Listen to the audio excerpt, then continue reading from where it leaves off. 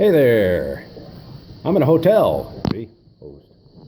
See, it looks very hotel-like. Why am I in this hotel?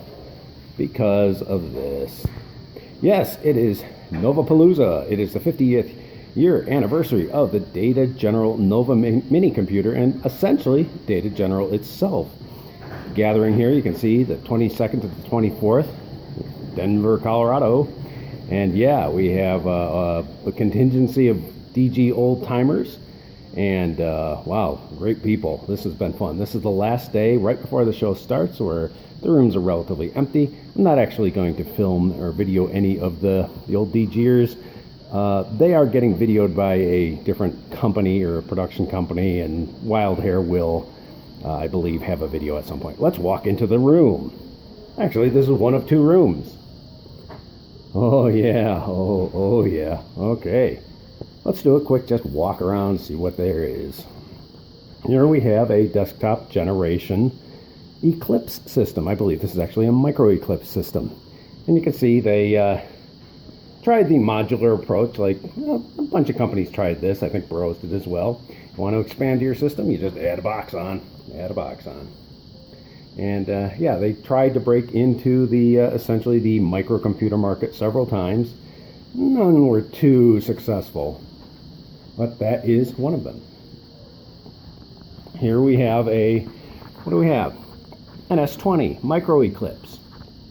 Yeah, well, it's very much kind of like that, except rack mount system. We have a little floppy and a nice squatty cabinet. Here, got a couple of nice, what are these? Eclipse S130s, still when they had the switches and lights. A couple of them. Yeah, I don't think this was originally meant to be a dual system. I think that's just a handy way to put these Eclipses in a rack.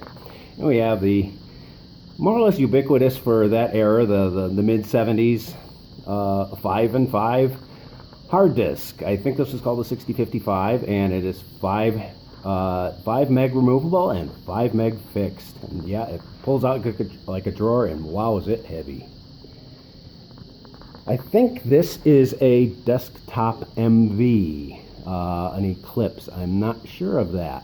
The MV Eclipses were the 32-bit extension, the Vax Killer. We have boards. It was fun last night with, had some of the original engineers of these boards trying to, well, ID their boards and such like that. And yeah, these guys, dug up a lot of memories. Because yes, the real people were here, like the guy that did the Nova 2. He's here. In fact, he was, I just saw him a couple minutes ago. But yeah, fun stuff, nice display.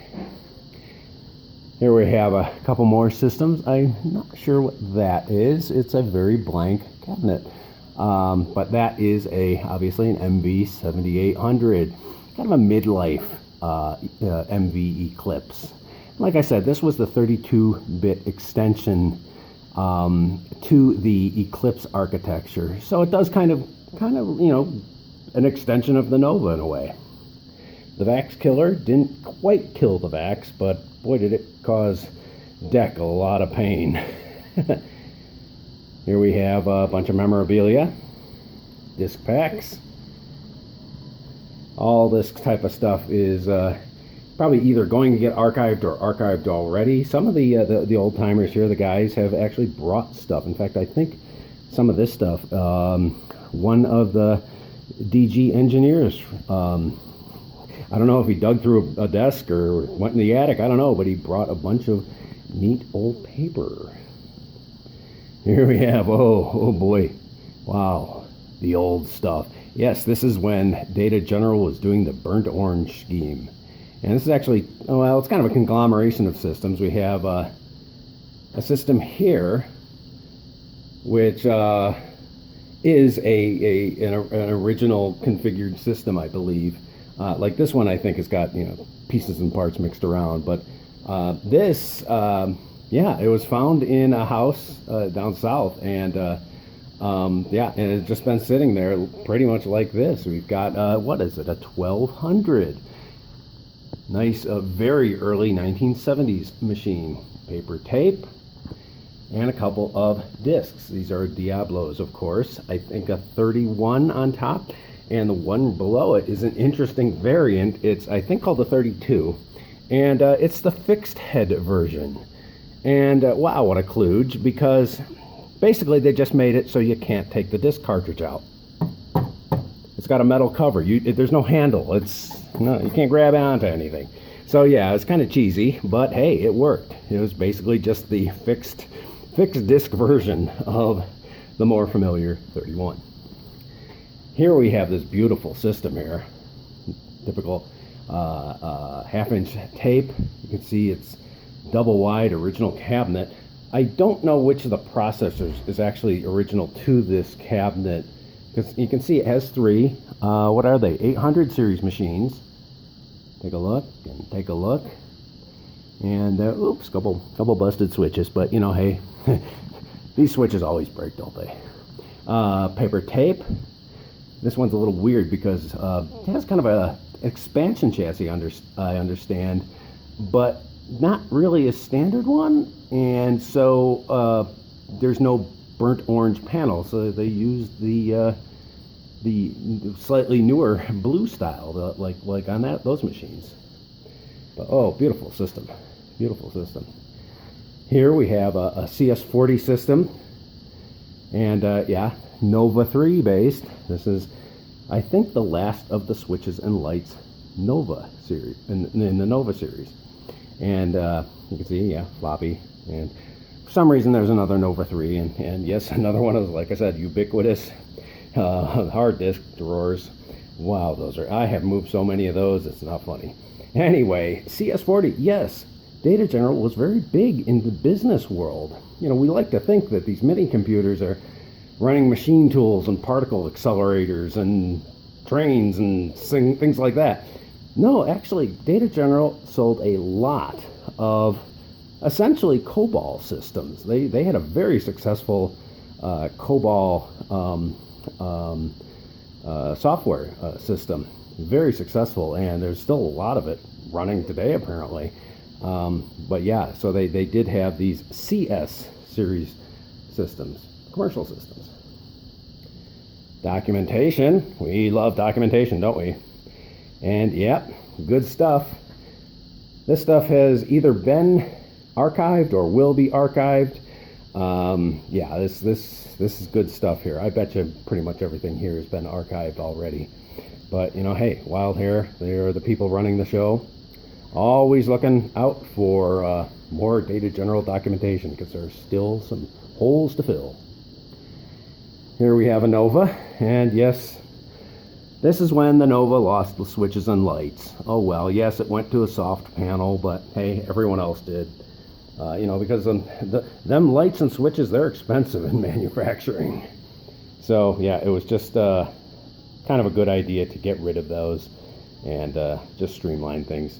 Here we have a nice, slightly older than this. This, I think, is an actual real Data General tape drive, rather than, I think the one that I showed over there is a Wanco, I think. I'm not sure.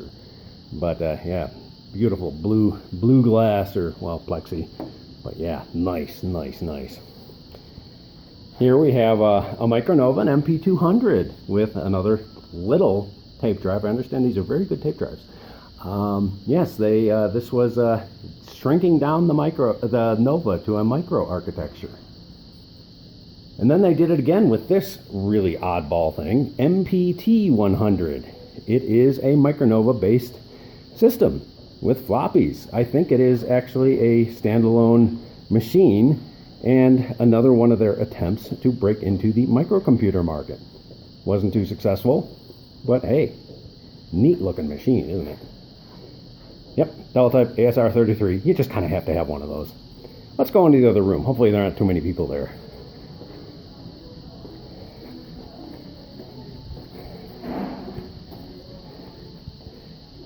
Hey, you want to turn on the Novas?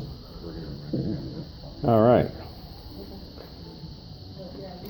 Okay, yep, we've got coffee. But yeah, a lot of vintage advertisements. They're all over the place here. We have blueprints, we've got t-shirts, we've got letters, more memorabilia. We got the truck. What kind of a Nova is this? That one right there. That is a DDP 116. You'll have to excuse me, other people in the room. That is a DDP 116. Here we have a couple of Romes. These are basically militarized Novas. These might be actually Eclipses. I can't remember. I think they're Eclipses. What did it say? And here we have a couple of MVs. These are the desk side, later MVs. This is a 5000. This is a 5000, and this is a 2000. That's why. The sled. Now for the good stuff. Well, first off, we've got this. This is one of the very rare, more or less desktop original Novas. They made very few of these. They were a very successful marketing tool, however. But I guess they did try and sell them, but that didn't really fly. People wanted the original Nova.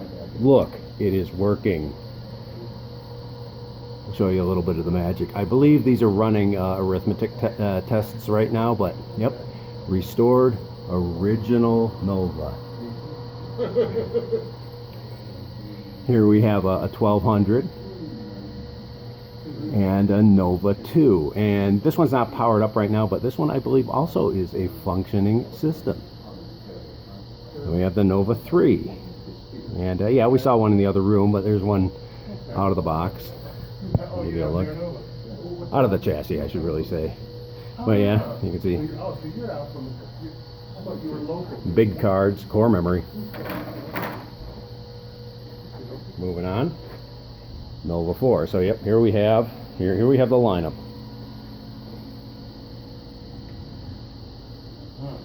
All right, moving on. I'm going to start over here with terminal land here. Yep, we got the ET, the good old Dasher. Actually, that's a Dasher too. Yeah, eventually, pretty much DG started calling everything a Dasher. But yep, the nice terminals. Very neat 70s looking design here. This is, I believe it's a 6013, which was 14. Well, or it could be a 13. It's very similar. Yeah, this is basically Data General's first homebrew terminal. And, you know, it's more or less a glass teletype. This one, I think, has the optional keypad on the side. But very hard to find these. TP2, this is a working one, I think. And in fact, we had it working before. It is kind of smelly when it turns on because of all the dust. Moving on to the laptops, DG1s. We all know about DG1s. I mean, yeah, with the LCDs that are impossible to look at, but hey, you know, that was the technology at the time. But there is one special one here. This is, I think, called a Ferret. This is the FE version, so it has all the diagnostic tools. This is what the service guys would carry around, and yeah, it was a Data Journal 1 bolted onto this extra peripheral here, where you could see it's got stuff going on for fixing your machine. Moving on, we've got more Roam stuff. This is a 1602. This is actually a Nova, I believe a Nova 2 militarized, and you know, it's tough. And here we have the front panel. Front panels are very hard to find. Here's a weird thing. Only kind of vaguely Data General related, but it is from Wild Hair. You can see right there. This is their Hairbrain. It was a 68K based multi-user system, a very early 68K multi-user system. I believe 81 or 82. I don't know much about it. In fact, there's a brochure on top. Well, you know what? Well, I don't want to paw through that quite yet. But very, very rare device, essentially. Here we have, okay, MV1000, early MV desktop. And I think finally is this, a clone. This is DCC. I forget the actual model number of this, but Digital Controls Corporation. And it is essentially a chip-per-chip copy of a Nova, either 800 or 1200, I don't remember. And yeah, Data General took them to court and won, and essentially got the company out of the deal. And they actually marketed this DCC machine. I don't know if it was to use up inventory or whatever, but these DCC people very much copied chip for chip basically, and well, kind of got caught, and well, they lost their bag of shells. So but this is actually a pretty nice machine, and this one is running as well, or I think it's actually temperamental a bit, but it was running yesterday. All right, well, hope you like this video here. It's been fun, 3 days of hearing all the war stories and such like that.